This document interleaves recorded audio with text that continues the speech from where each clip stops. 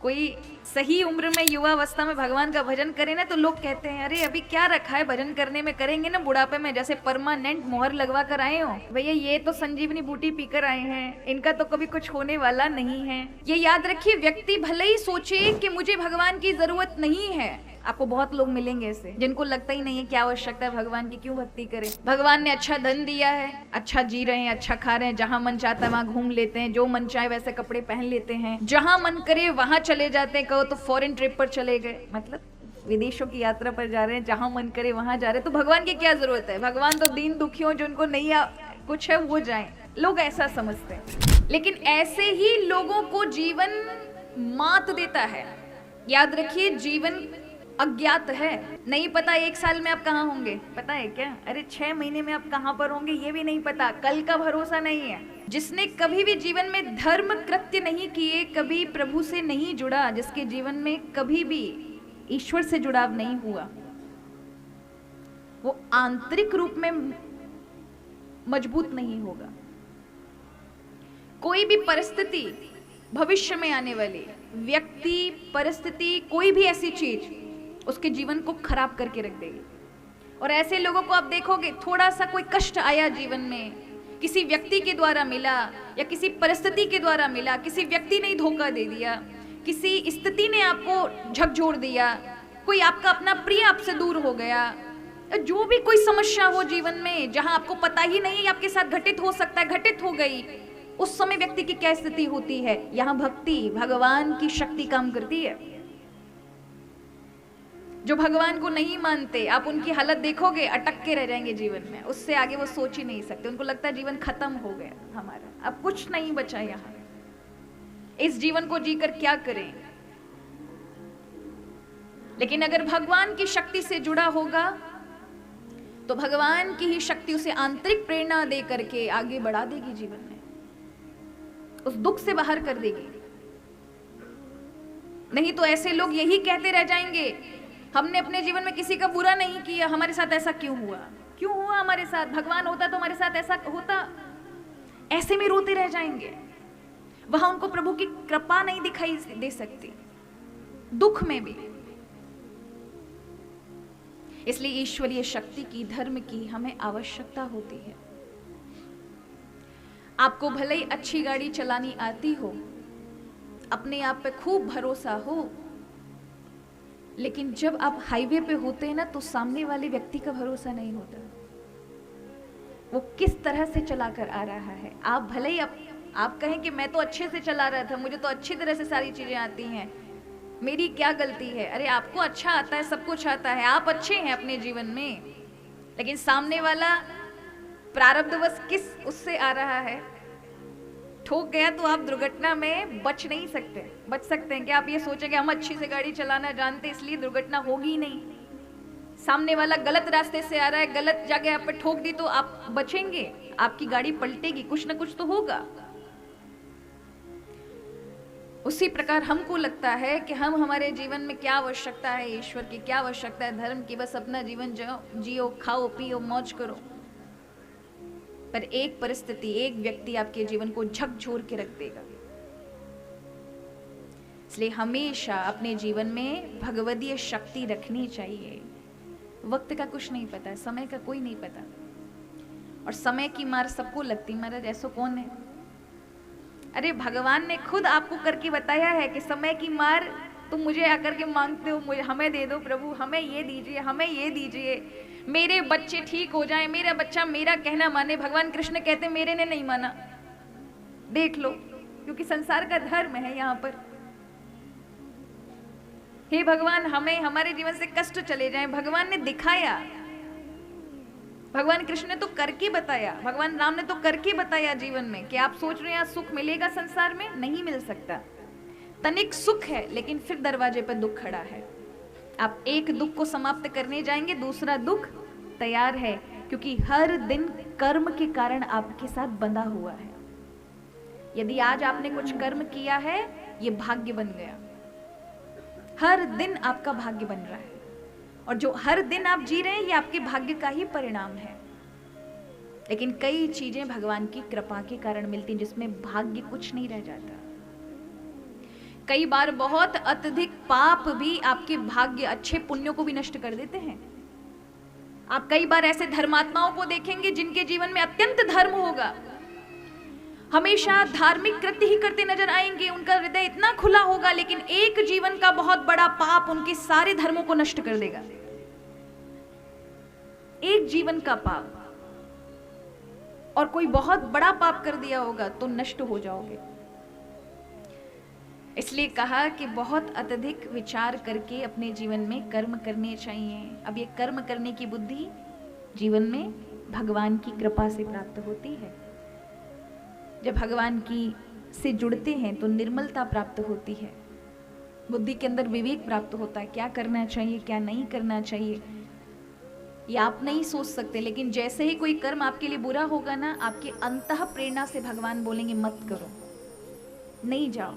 आपको लाभ दिख रहा है लेकिन फिर भी आपको आंतरिक शक्ति रोक देगी। ये भगवान की कृपा होती है अपने भक्त पर, कि वो उसका प्रारब्ध उसको पाप तक लेके जाएगा, लेकिन भगवान से जुड़ा है, हरि चरणों से जुड़ा है, तो उस पाप तक भगवान ले, अगर चाहे भी वहां पहुंच जाए तो वे किसी के माध्यम से डंडा पड़वा देंगे महाराज, बाड़ी का कुछ भी ऐसा करवा देंगे कि आप पहुंच ही नहीं पाओगे। आपके किए कराए इरादे सब पानी फिर जाएगा सब पर, क्योंकि प्रभु अपने भक्त को कभी गलत राह पर नहीं जाने देते, चला भी जाए तो खींच लाते हैं। भगवान की कथा में एक कथा आती है, आप सबने सुना होगा। भगवान वन लीला करने के लिए गए। वन लीला माने आज के रूप में हम कहें कि आज के सब लोग पिकनिक वगैरह पे जाते हो, तो भगवान भी वन लीला गौ चराने के लिए गए। तो उस समय भगवान के ग्वाल बाल एक अजगर आया था, कंस का भेजा हुआ असुर था जिसका नाम था अघासुर। उसने मुंह फाड़ लिया।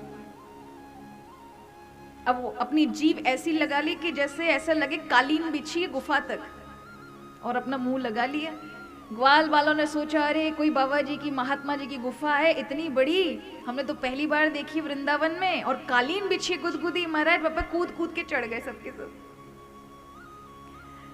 और दो जिव्या तो थी ही, एक कालीन पे महाराज गैया बछड़ा चढ़ गए, दूसरे पे ग्वाल बाल चढ़ गए, और वो अंदर गए और पीछे से ठाकुर जी को आवाज लगाते अरे कन्हैया हम तो महात्मा जी के दर्शन करके आएंगे, तू भी आ जा।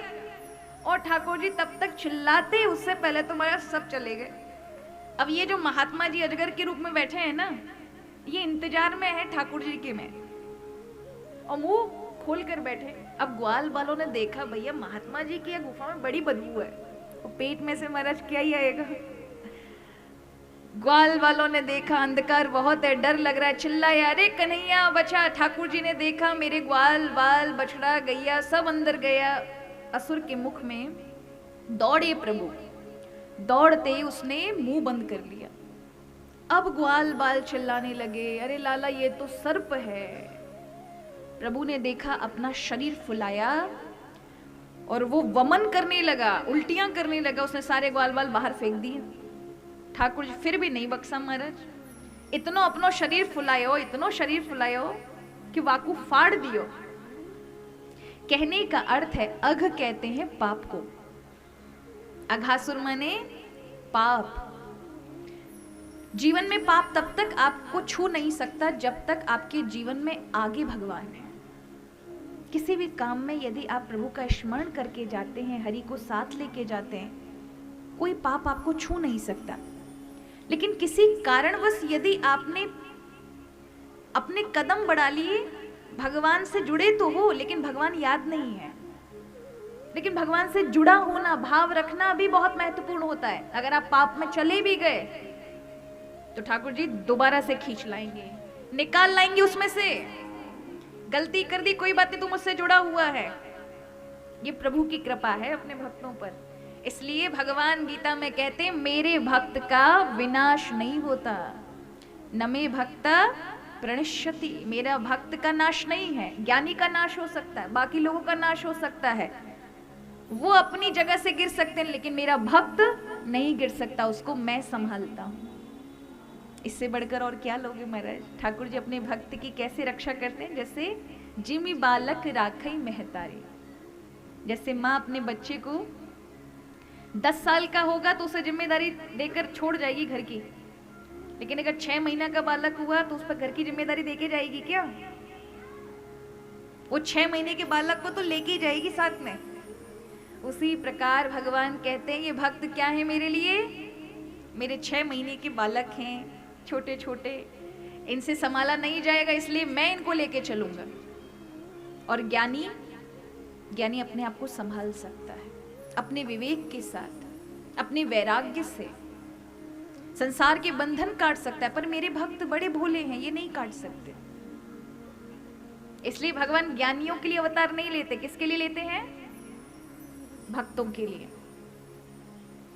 ज्ञानियों को तो सीढ़ियों पर चढ़ के जाना पड़ता है, भक्त तो रोते रह जाते सीढ़ियों को पकड़ करके, हे प्रभु हमारे बस की बात ना है कि हम चढ़ जाएं, ना हम पे कोई साधना है, ना हमारे जीवन में कुछ ऐसा है, हम क्या करें? क्या सीढ़ियां आपने केवल चढ़ने के लिए बनाई हैं? हम कभी नहीं चढ़ पाएंगे। हे प्रभु कृपा करके इन सीढ़ियों का दूसरा उपयोग कर लीजिए, आप नीचे उतर के आ जाइए। और जिस समय भगवान ही कृपा की सीढ़ी लगा करके उतरते हैं, उसी को हम कहते हैं अवतार। क्या कहते हैं? अवतरणी का सहारा लेकर के, अवतरणी माने सीढ़ियों का सहारा लेकर जब स्वयं परमात्मा अपने भक्तों के लिए नीचे उतर आए, सुलभ हो जाएं, सरल हो जाएं, साध्य हो जाएं, उसी को हमारे यहाँ भगवान का अवतार कहा गया है। तो भक्ति की सही उम्र पता है क्या है? जिस समय प्रभु की कृपा हो जाए वही समय से भक्ति का आरंभ कर देना चाहिए। नहीं तो वृद्ध अवस्था में महाराज भक्ति तो होगी नहीं आपसे। जो सोच के बैठे कि बुढ़ापे में भक्ति करेंगे, उनसे बुढ़ापे में कभी भक्ति होने वाली नहीं है। और जिनसे बुढ़ापे में भक्ति हो रही है उसका कारण है कि उन्होंने अपने जीवन काल में थोड़ी थोड़ी भगवान की भक्ति की है, इसलिए बुढ़ापे में ये याद रहेगा। नहीं तो आप ही बताओ बुढ़ापे में क्या याद रहता है? पुरानी बातें याद रहती है। वृद्ध लोगों के पास बैठो तो वो आपको क्या बताएंगे? 90-95 वर्ष के जितने भी दादा बाबा हैं और माता जी, उनसे पूछो, वो अपने जमाने की बात बताएंगे। हमारे जमाने में इतने का घी मिलता था, इतने का ये मिलता था, हमारे जमाने तो ये चलता था, हमारे जमाने में वो चलता था। और खुद को चश्मा कहाँ रखा है ये पता नहीं है। खोपड़ी पे चश्मा लटका है और पूरे घर में हंगामा कर दिया, चश्मा कहाँ है, मेरा चश्मा कहाँ है, और सिर पे लटका है। तो पुरानी बातें ज्यादा याद रहती हैं, नई बातें बिल्कुल भूल जाते हो। वृद्ध अवस्था में स्मृति कमजोर हो जाती है। तो हम कहते हैं कि आप जवानी से ही भगवान का भजन करो। कब से करो? युवा अवस्था के साथ साथ, और जो उम्र में मिल रहा है उस समय। वृद्ध अवस्था में पुरानी बातें याद रहती है, मतलब आपका भजन आपको याद रहेगा, उसको भूलोगे नहीं, इसलिए भजन बनता रहेगा।